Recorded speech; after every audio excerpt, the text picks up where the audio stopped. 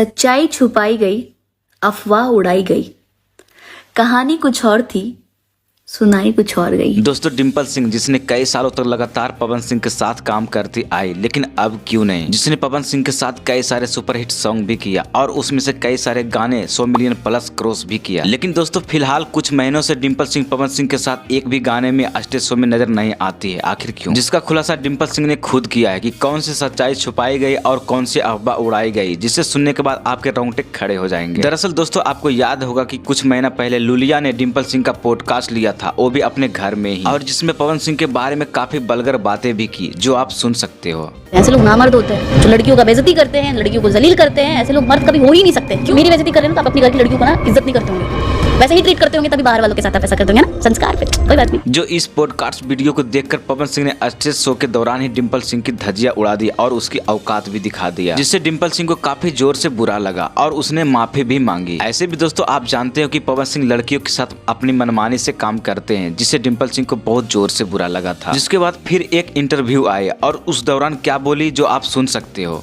थूक के चाटो मत। जब रिलेशनशिप में हो, जब जोड़ियां बनाए, जब चीजें हो तो बहुत अच्छे से रहे, और चीजें खत्म हो तो हम ओकरा के मारम, तो हम ओकरा के पिटम, तो वो कैसे बोला तो फाड़ देम, चीर देम।